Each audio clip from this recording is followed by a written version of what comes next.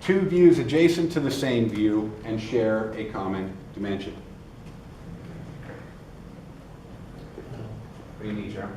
Oh, no, I was wondering if everyone was here, then we could snap a picture if we needed to post it. Go ahead if you want. Feel free. This is like a zoo here. We'll let you take all the pictures you want.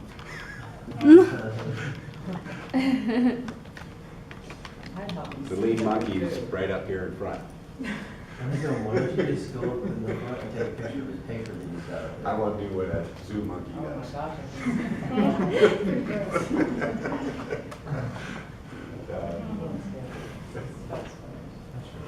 Wait, I'm not ready. Oh, you didn't take a picture?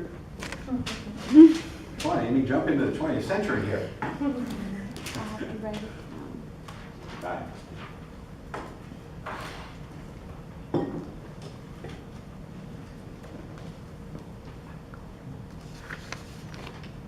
Adjacent views. Two views that sit next to each other share a common dimension. Related views. Two views that are adjacent to the same view and share a common dimension. Okay. Now, let's go back to that glass box on page 499. And why are those two terms important? Why is the fold lines important? Okay. First off, let's see if we can identify what's what. The front and top, are they adjacent or related? Adjacent. They're adjacent. They both are sitting next to each other, and they share the width dimension. The front and bottom view, adjacent or related? Adjacent. Sitting next to each other, still share width. Left and front, adjacent or related? Adjacent. Sit next to each other, they share the height dimension. Top and right. They're related. They're both adjacent to the front view. This one has depth, that one has depth. Can I take the depth off of this fold line? The distance from here to any feature will be the same as the depth distance from this fold line to any feature. Is that true?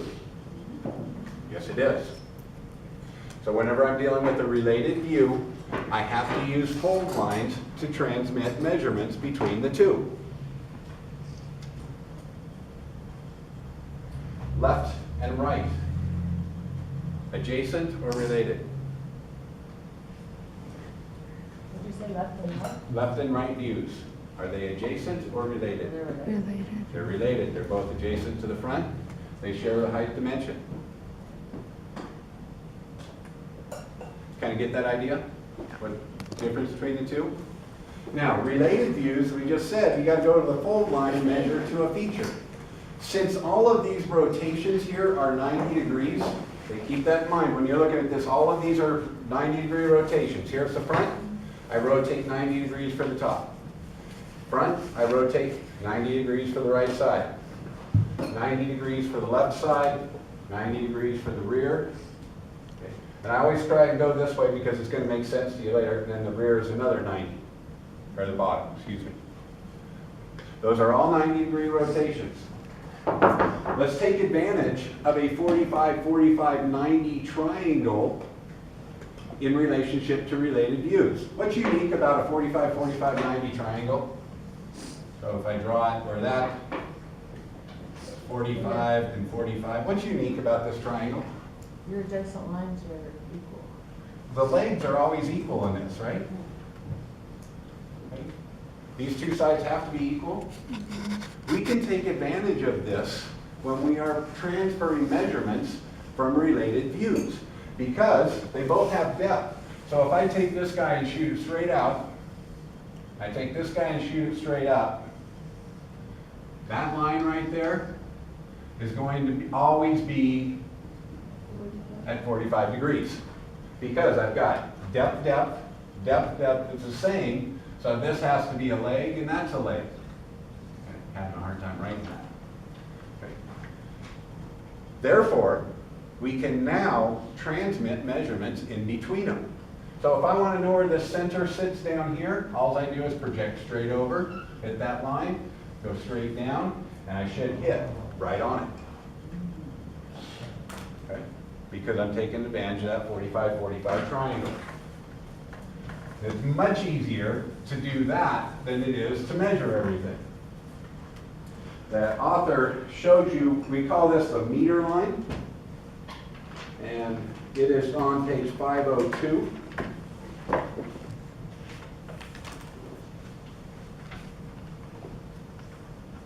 So transmitting between related views. We build a meter line, which is a 45-degree line. And this will always be 45, folks, so you don't have to break both of them. All you have to do is bring this line, where they intersect, draw a 45-degree line, and you've got it. Okay. And then I can just transmit everything back and forth. If I drew this one, I don't ever have to pull the scale out again to measure depth to create this view. I can just bring it right from here. So that's to transmit measurements between related views. Now, adjacent views, we don't have that problem. On adjacent views, you can project directly into an object. Okay? Since that angle is 90 degrees, and I already kind of showed you this, here, if I draw this guy and I measure all my heights, I'm done with height. Okay? If I go to this view and I want height, all I do is I come over and I start shooting these lines. Okay? And I know where all those heights are. And all I'm doing is kind of just bringing depth in. Let me do my meter line here. Okay, it sits right there. And then I just bring this over, okay, and I start putting this thing together. Okay, if I had these two views drawn, I don't have to measure anything to draw that.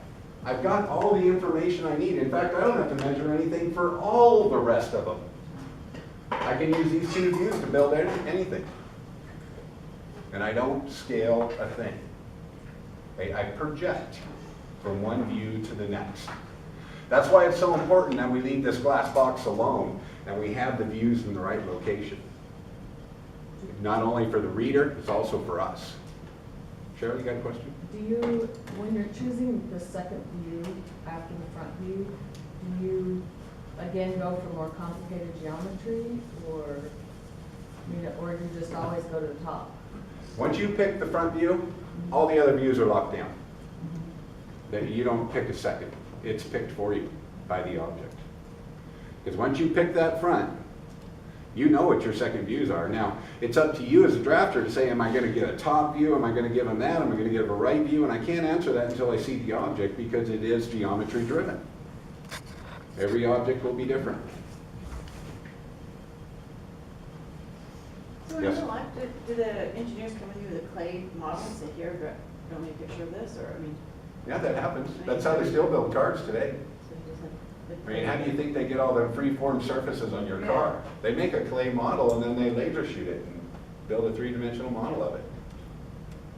I mean, yeah, can you imagine what it'd be like to draft the fender of your car in today's world? There's not a set radius on the thing. Right, it's all aerodynamic, but there's ways to do that. It takes equipment. It takes very expensive equipment. Yeah. Do you, for the second drawing, do you gravitate towards the more complicated geometry? Like if you were doing this one, would you say, oh, I've got a hole here, I need to show it? I mean, I guess I'm just wondering, or do you go for more simple geometry on your second choice so that it's easier to draw the more complicated? Yeah, I always try and put my hard geometry in front of you. Hardest geometry is going to go there unless the first one overrides it, because that's more important, helping the people downstream.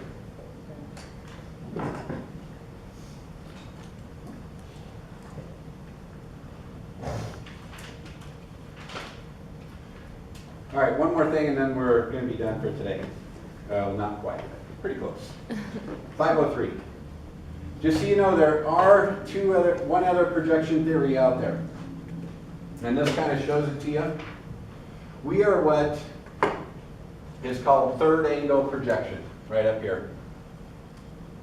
Now, you'll see this symbol on drawings, where it's got a cylinder and then the profile of the cylinder. This is a front and right view. So where I have the front and right. This means third angle. And so what that means, in essence, you get this glass box where the front view is picked, and then I have those orientations set there. We do have another projection theory, and it's down here. Now this little box that you see down here, notice the symbol's flipped? That's still the front and the right, but it's first angle projection. Now, what's the difference between the two? Because these are done in European states. For us, this is my plane of projection, sits like this, right? For the European countries, on first angle, sits like this. The object is between the plane of projection. Therefore, it creates a mirror image as it unfolds compared to third angle. Okay. So that's the only thing you need to know. If you see a third angle symbol, which you probably won't see many of them, everything's going to be backwards. Okay? And it's the same process. You just got to know, hey, this is first angle versus third angle. Joyce, are they around? Yeah, they are around. I mean, we're pretty much an international community anymore. Our drawings go across borders. So that's the only difference between those two.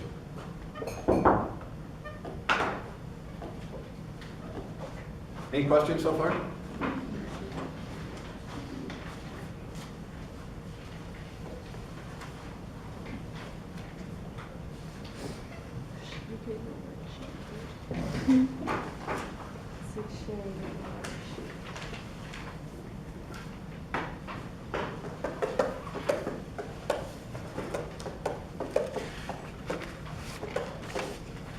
That's one page.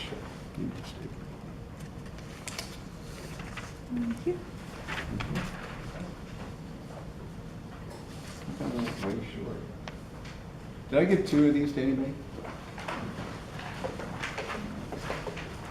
I volunteered to. Yeah, you volunteered not to have them. Did I not pick them all up? Helps if I grab everything off the desktop. Sorry, Amy.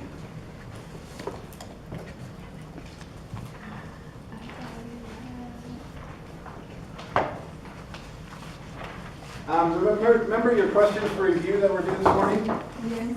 I didn't ask you to do the last one, Oh, I did. number 11, which was list the 8 rules of orthographic projection. I'm giving you them all right here. I would like you to preview these. We are going to go over them tomorrow. I reference the page at. I give you the definition. I reference the page and figures that go with these. Please take time today to look through this. You don't need to take a ton of time. I'm guessing a half hour. You can probably look through here and know what they're talking about. This, folks, remember I talked about that visualization thing, and I said if you can't visualize a thing, you can draw anything if you follow techniques. It's these 8. These will allow you to draw anything if you can't visualize it. Okay. So there are rules on how to draw, things to look for. Okay. So we'll talk about these tomorrow. Now, in the meantime, I wanted to give you a little bit of practice going on a 3D environment. So you can rip off the back page. This is going to be your drawing assignment sheet.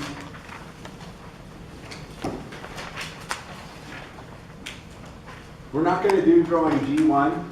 We're going to do G2. So this one's 3-view setup. So first, let's go over this guy real quick. Scale 2 to 1. Now, I give you a note here on the scale.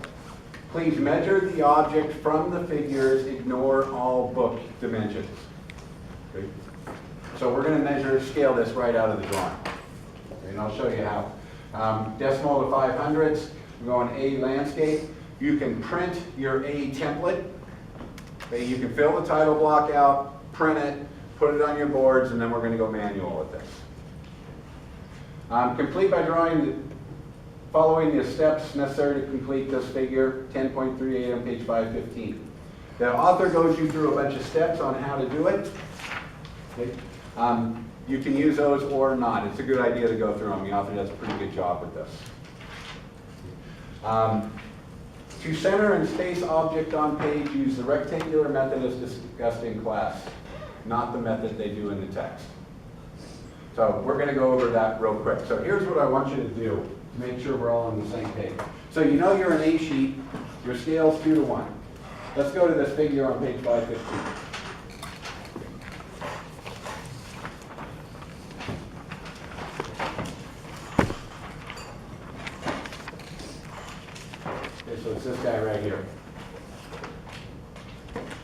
So you've got a preview drawing.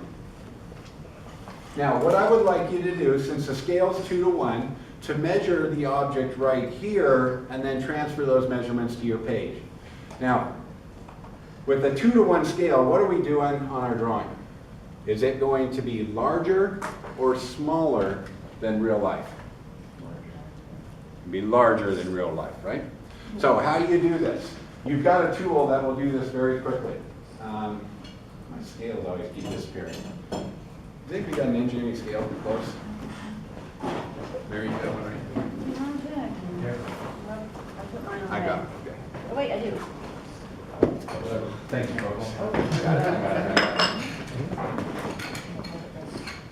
So what I can do is I can take my engineering scale and go to my 20 side.